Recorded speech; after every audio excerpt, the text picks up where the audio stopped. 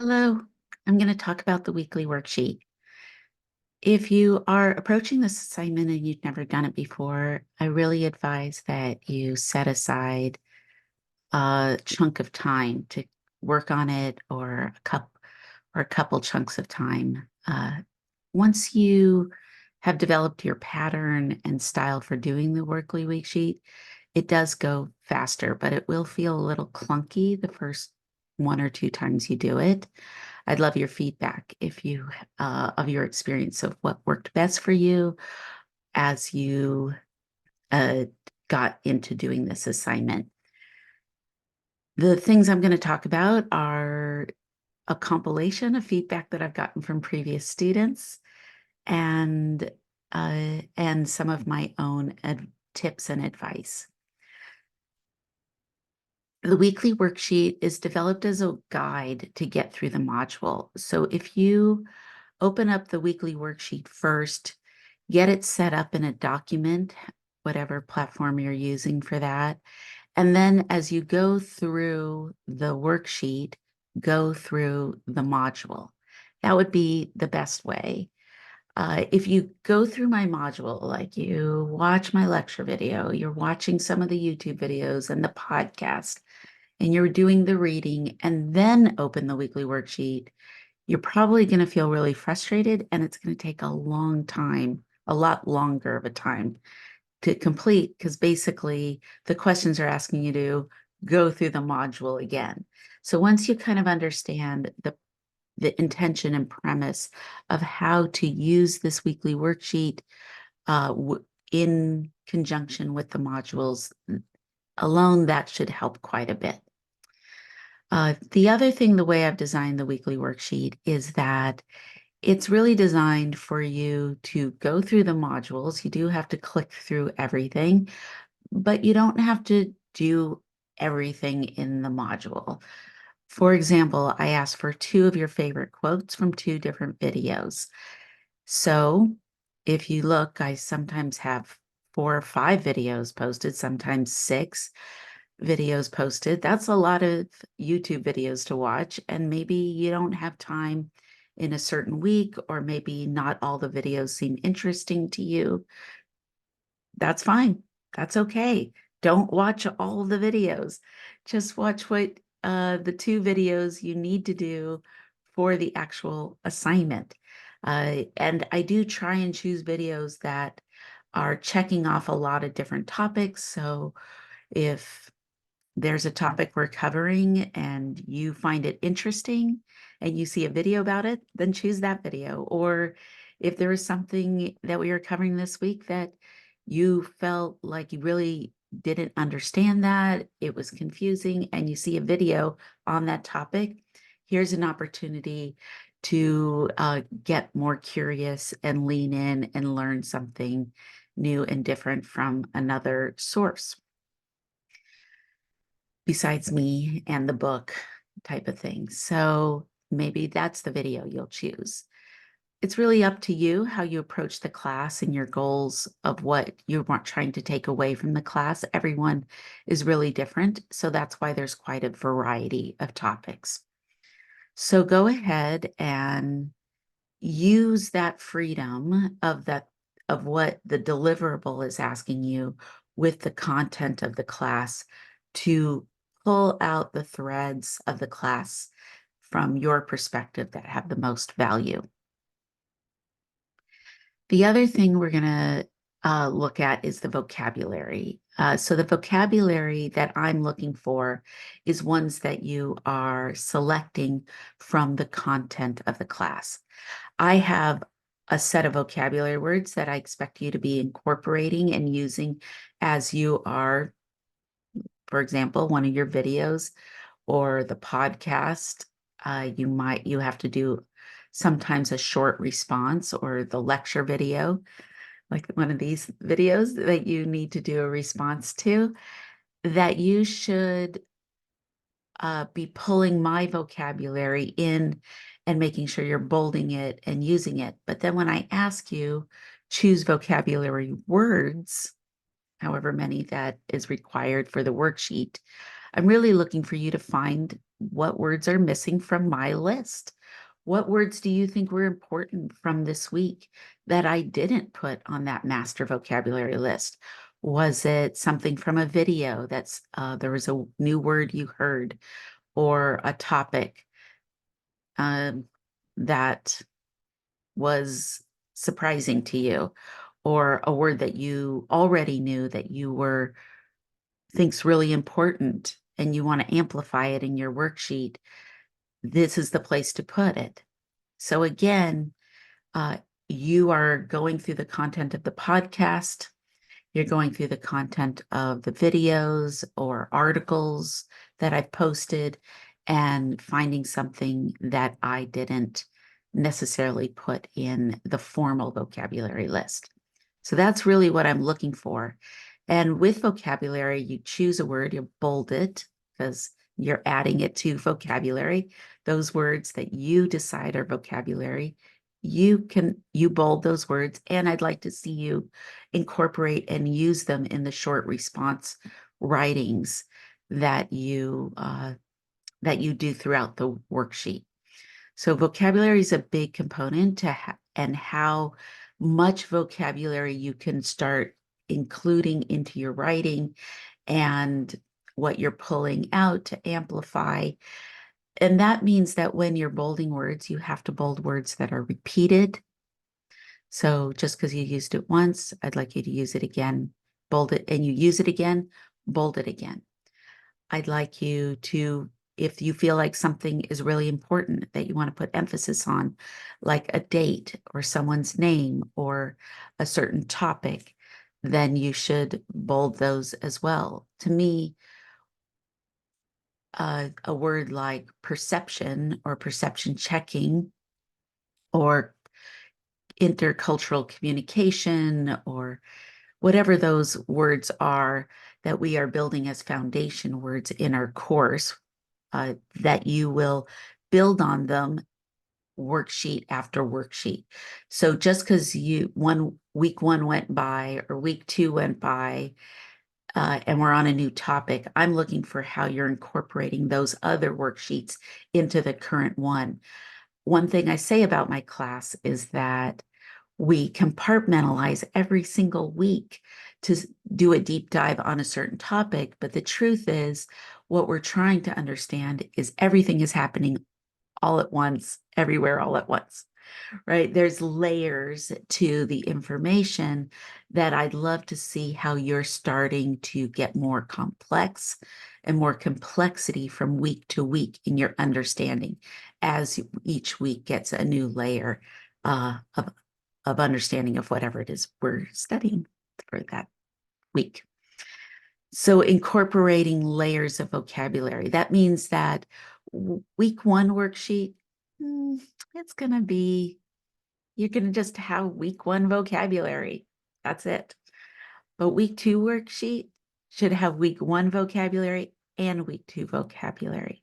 And week three worksheet, you know what I'm going to say, has week one, week two, and week three vocabulary in it.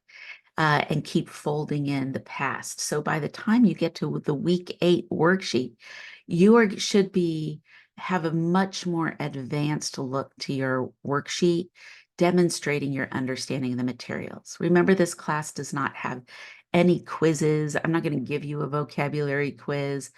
I'm really looking at your ability to do critical thinking and demonstrate an advanced understanding by building bridges and interweaving information. That's why if you use the worksheet so my advice is use the worksheet as a guide as you go through, and then every worksheet either print it out or have a special file that you're going to open up the past worksheets. So as you're building your new worksheet, it's not like you have to click through the last modules.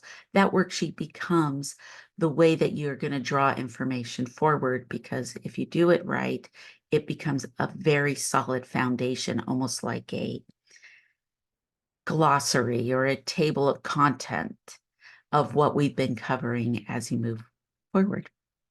And I try and do that in my lectures. If you listen carefully in my lectures, from week to week, I will start going, as we remember when we covered uh, this topic in week 1, or in week 2 when we covered culture. Here it is showing up in the way emotions, da da da da da, right? So if you listen carefully, I'm also trying to do it for you and demonstrate what I'm expecting from you. Also, so okay, let's keep going through the worksheet. In the again, another shortcut, a shortcut tip is the textbook or the article or reading that you have to respond to. I might have 4 articles posted, right? But I usually just ask for 1 article response. And that is because I want to give you information for an audience, right? I'm supposed to be audience centered. That's what we do in communication. But I don't know everybody in the class. I don't know what everybody's interest is. And I have the theme of the week in mind, but I usually try to pick articles that are going to hit different notes within that theme. So choose the article that works best for you. Even though I, as a student, I would probably approach reading all the articles or at least skimming some of them. That isn't actually required to do the worksheet. The worksheet just requires 1 article. So just read 1 article if that's all you have time for that week. And if some of the articles look interesting, maybe one of the things, a tactic you could do is create a file folder and download the articles to put them in there. And you can label it this class name and start gathering information from the class in there. You could even make a document and put the links to videos that you found interesting, but you really didn't have time to go through the whole video. And then at some point, maybe in the future, if it's during the term, or maybe once the term is over, you have created this little bit of a folder that you can always return to look at things once the class is over and still keep working on developing those skills. Uh, Time is interesting. It doesn't always line up the way we want, and it doesn't mean that we're not curious or interested. So take care of your future self and gather that information, and take care of your current self, and don't try and do everything all at once. The same is true for the reading for the textbook. So the textbook, also, I don't usually say, tell me about this entire chapter of the textbook. If we have a textbook, or if we have reading from a book, whatever it is, I usually say choose a section. So just as an example, oh, it's right in front of me. I went to look on the side. That's so fun. This might not be the textbook for a class, but let's say a textbook, usually one of the things they do well is they have things parsed out in sections. Uh, and if there's parsed out in sections, maybe you just want to choose. That's what I ask. I say for you to choose a section to respond to. And so that would be another way to do a shortcut or a tip if you don't have time to read the whole chapter. All right. Another part of the worksheet is I ask you to create a title. Sometimes the title, what I like from the title is for it to be a title. So I like it to have a little pop or pizzazz. I'd like it to have a brevity to it. And I'd like you to play around with language. One of the things in communication, it doesn't matter what class this is, language is a integral component of what we study in communication. Linguistics and rhetoric are so important. And part of rhetoric and language is understanding grammatical pieces like alliteration, antithesis, epistrophe, parallelism. These are kind of grammatical structures to phrasing or sentences. Anaphora. These are really fun, playful ways. And so I like you to play a little with your title, to have a little whimsy and be silly.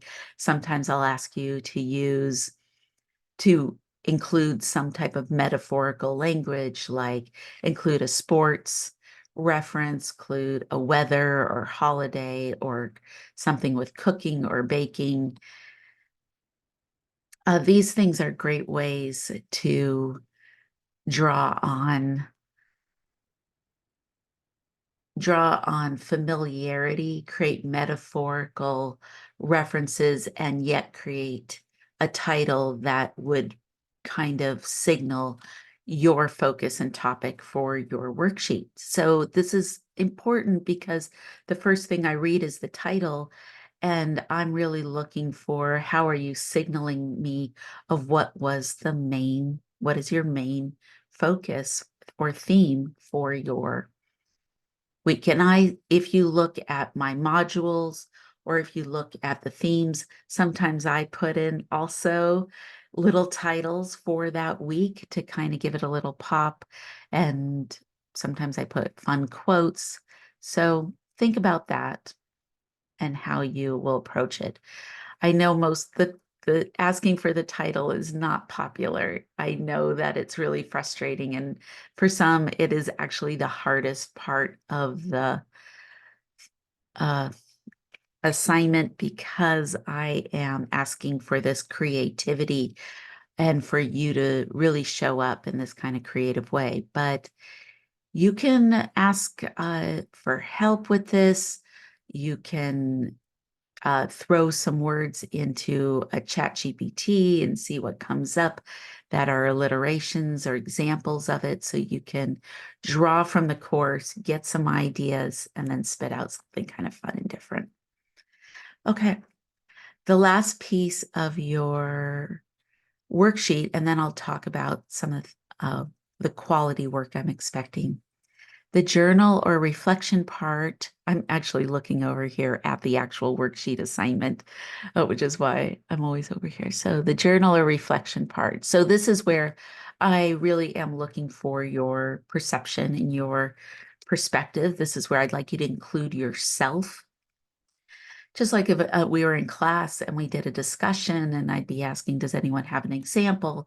Here's where I'd like you to really, you have the class content and all the vocabulary and things we've been studying. And then there's you, your perspective, your experience. Who are you?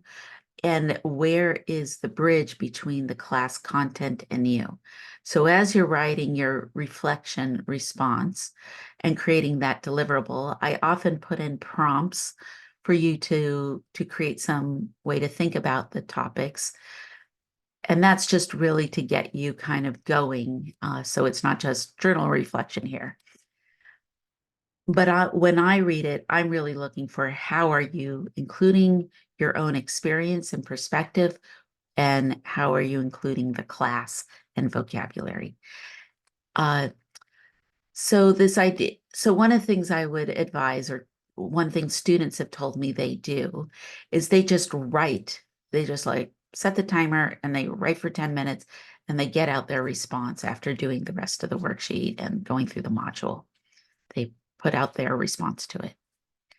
Then they take that paragraph or a couple paragraphs that they've created, and then they go through and they edit it and they look at what vocabulary they've chosen and they start editing it to include the vocabulary in bolding.